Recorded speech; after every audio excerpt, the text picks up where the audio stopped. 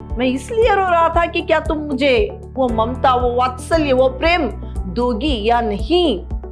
इस भावनाओं में मैं था, तो इसलिए मैं रो रहा था। तुम्हारे हृदय का अंश था और तुम्हारे कुल का पहला वंश था। मेरे भीतर तुम्हारी आत्मा की छाया थी। जब पेट भर जाता, जब तुम मुझे दूध पिलाकर पेट भर देती, तो मेरी आंखों से खुशियां झलकने लगती थी।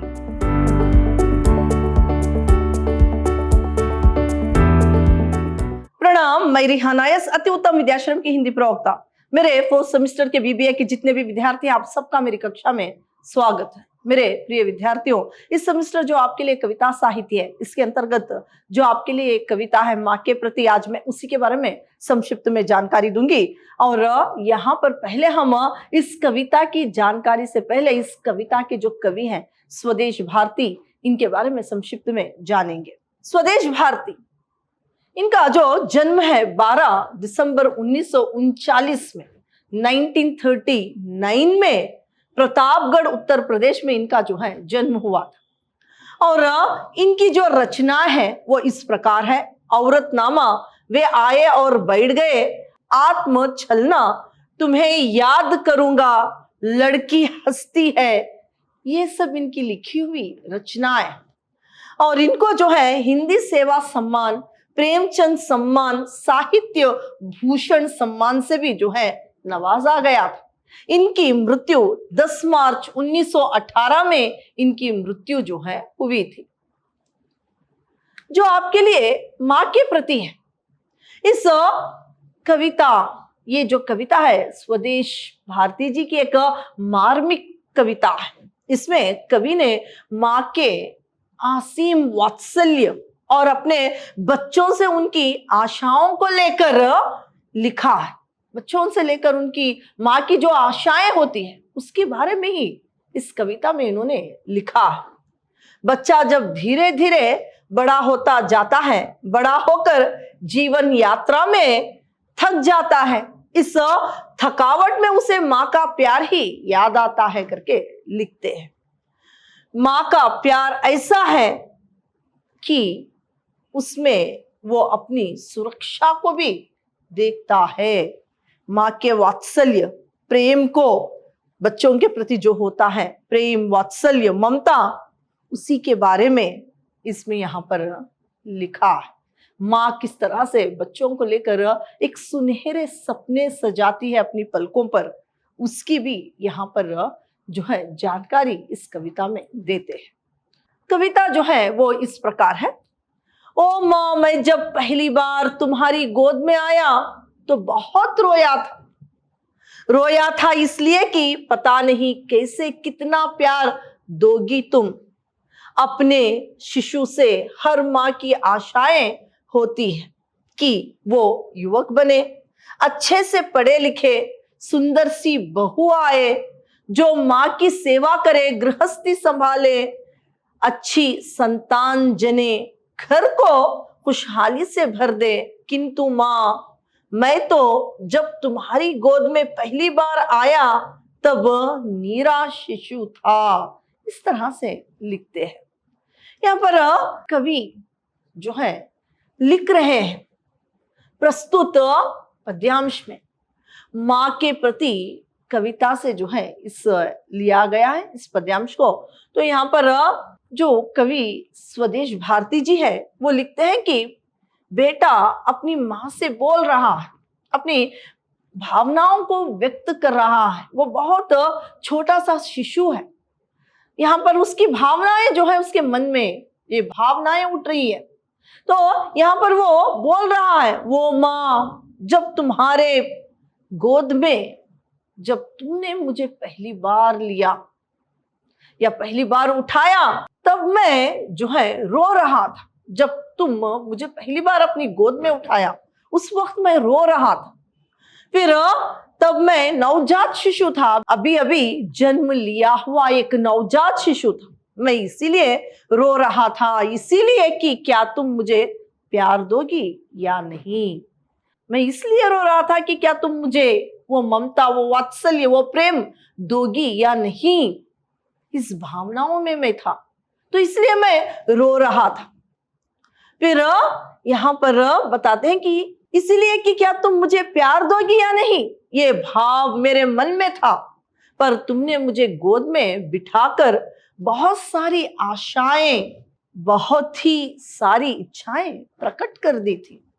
बहुत सारी इच्छाएं, बहुत सारी आशाएं, बहुत सारी जो है मुझसे उम्मीदें प्रकट कर दी थी।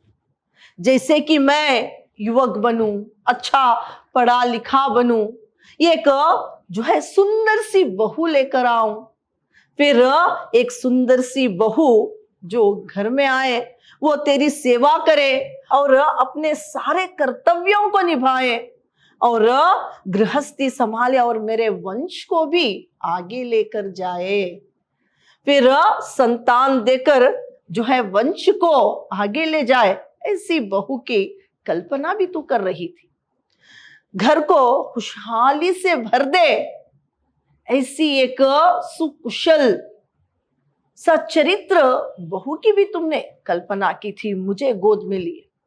फिर इस तरह का एक सुंदर सपना तुम मुझे देखकर मुझसे ऐसे अपेक्षा कर रही थी, ऐसी एक अपेक्षा मुझसे कर रही थी मुझे देखकर। उस वक्त मैं एक मासूम नवजात छोटा सा एक शिशु था करके इस पद्यांश में लिखते हैं। आगे देखिए, दिमाग के रेशे बन रहे थे, सोच थी नहीं उस समय, बस एक गुदगुदा मांस का लोथरा था जिसमें एक पेट था जो खाली होने पर चीखता और भर जाने पर मुस्कान से तुम्हारी आंखों में खुशी के आंसू देखता और आनंद रफुरण से भर देता घर संसार। जब मैं आया तुम्हारी गोद में पहली बार, मैं उस समय अनजान निर्बोध शिशु था करके लिखते हैं। तुम्हारी चिंता, तुम्हारी भविष्य की आशा, तुम्हारे सपने पहचान नहीं सकता था, फिर भी तुम्हारी खुशी और दुख के आंसू जब जब मेरे कपोलों को भिगोते थे तब तब मैं सहम उठता था, क्योंकि मैं तुम्हारे हृदय का अंश था और तुम्हारे कुल का पहला वंश था, मेरे भीतर तुम्हारी आत्मा की छाया थी करके लिखते हैं। यहां पर देखिए, प्रस्तुत पद्यांश में मां से शिशु कह रहा है कि अभी मेरे दिमाग के रेशे बन रहे थे और मैं एक गुदगुदा मांस का लोथड़ा था। गुदगुदा एक मांस का लोथड़ा, एक लोथड़ा यानी मांस का एक खंड था और मेरा पेट खाली होने पर मैं जो है चिल्ला उठता, रोने लगता। जब पेट भर जाता, जब तुम मुझे दूध पिलाकर पेट भर देती तो मेरी आंखों से खुशियां झलकने लगती थी, मेरी आंखों में खुशियां झलकने लगती थी। उसे देखकर तुम आनंद से प्रफुल्लित हो उठती, घर में खुशियां छा जाती थी। तेरी खुशियां, तेरे दुख, उन सबको, उस सब का कारण मैं ही था। तेरी खुशियों का, तेरे दुख का कारण मैं ही था, मगर मैं एक निर्ब शिशु जो है उस समय था, जो मुझ पर आशाएं जताती थी, जो मेरे सपने देखती थी, वो तेरे सपने थे, मेरे नहीं थे। जो भविष्य की आशा तुम मुझे लेकर करती थी, वो सपना तुम्हारा था, उसको मैं पहचानता नहीं था। जो तेरे सपने हैं उसे मैं पहचानता नहीं था। तेरी इच्छा क्या है तुम्हारी, ये जानता नहीं था। सिर्फ मैं भूख लगने पर रोता और पेट भर जाने पर जो है हंसने लगता। फिर जो है यहाँ पर और फिर कहते हैं कि प्यार तेरे मातृत्व के इंतजार में रहता था, मैं तेरे मातृत्व के इंतजार में रहता था। बस फिर भी जब तुम्हारे मातृत्व के इंतजार में रहता, पर जब कभी तुम दुखी हो जाती, और दुख के कारण तुम्हारी आंखों से आंसू जब बहते, वो आंसू मेरे गालों पर जब वो पड़ते, कपोलों पर, यानी यहाँ पर गालों पर तुम्हारे आंसू जो मेरे ऊपर, मेरे गालों पर जब पड़ते, उसका एहसास मुझे होता था, मैं सहम उठता था, क्योंकि मैं तुम्हारे हृदय का ही एक टुकड़ा था करके यहाँ पर शिशु अपनी मां से कह रहा है। एक तुम्हारा अंग ही था, टुकड़ा ही था, और तुम्हारे वंश का पहला वारिस था मैं, और जो है मैं तुम्हारा एक अंश था, एक वारिस था। फिर और मेरे अंदर तुम्हारे आत्मा की छाया थी, मेरे अंदर तुम्हारी आत्मा की छाया थी करके यहाँ पर जो है शिशु अपनी मां से ये भावनाएं जो है प्रकट करता है। आगे देखिए, तुम्हारे दुख, तुम्हारे आंसू मेरे भीतर के शिशु मर्म को प्रभावित करते, परंतु आज मैं समय सिंधु तट पर चलते चलते थक गया हूं, शरीर सौंदर्य का भाग्यवश मात्र रहा गया हूं।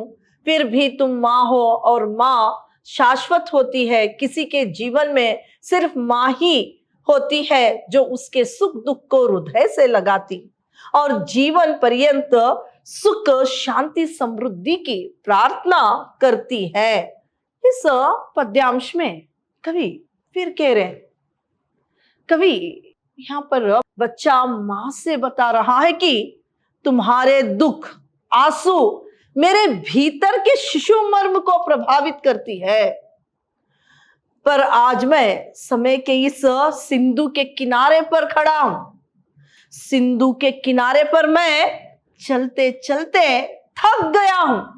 फिर अपनी मां को याद करते हैं, फिर अपनी मां को याद करते हुए कवि कहते हैं कि मां तुम शाश्वत हो, तुम्हारा प्रेम शाश्वत है, तुम्हारा मातृत्व शाश्वत है, हमेशा है, हर एक के जीवन में हमेशा होता है। जो बच्चों के सुख दुख में उसके लिए प्रार्थना करती है वो मां है, उसके लिए मंगल कामनाएं करती है वो मां है। बच्चों के जीवन में हमेशा सुख शांति समृद्धि की प्रार्थना करने वाली जो मां है, उसकी प्रार्थना बच्चों के लिए हमेशा होती है। हमेशा वो मंगल जो है, एक प्रार्थना, एक मंगल कामना, मंगल जो है एक प्रार्थना जो है भगवान से वो करती रहती है, वो मां है करके लिखते हैं। मां का कभी नहीं होता प्यार कलुष, और इसे मैंने अनुभव किया जब नंगे बदन तुम्हारी कोख से निकलकर रोया था और तुम्हारा कोमल मधुर ममतत्व भरा चुबन उपहार में मिला था। यहाँ पर प्रस्तुत पद्यांश में कवि लिखते हैं, मां का प्रेम बच्चों के लिए कभी कलुषित यानी मैला नहीं होता। मां का प्रेम जो है बच्चों के लिए कभी कलुषित नहीं होता, मैला नहीं होता। फिर उसके दिल से कभी भी बच्चों के लिए बुरी कामनाएं नहीं निकलती। बुरी कामनाएं बच्चों के लिए मां के मन से कभी नहीं निकलती। इसका अनुभव मैंने किया है। कभी कभी जो है वो लिखते हैं कि इसका अनुभव मैंने किया है जब मैं नंगे बदन तुम्हारे पेट से जन्म लिया था, तब मैं रोया था और तुमने अपने मधुर ममता से प्रेम से मुझे गोद में उठा लिया था और गोद में लेकर मुझे पहली बार चूमा था। वो मेरे लिए भेंट थी, एक उपहार था, तुम्हारा एक गिफ्ट मेरे लिए था। जब तुमने पहली बार अपने गोद में मुझे उठाया, वो ममता से प्रेम से जो चूमा था वो मेरे लिए उपहार था। फिर यानी वो एक भेंट थी। उस वक्त मैंने अनुभव किया था मां ही सर्वश्रेष्ठ थी, मां ही सर्वश्रेष्ठ है, सर्वश्रेष्ठ मां ही है, ऐसा मैंने अनुभव किया था। अगर मां चाहती तो मुझे फेंक देती, या प्रेम ना करती, पर कोई भी माँ ऐसा नहीं कर सकती, कोई भी माँ ऐसा नहीं कर सकती। माँ अपने बच्चों के लिए हितैषी ही होती है। मंगल कामना और प्रेम और जो है मातृत्व जो है बच्चों पर निछावर करती है, माँ ऐसी होती है करके यहाँ पर कवि लिखते हैं। तो आपकी कविता इतनी ही थी। धन्यवाद।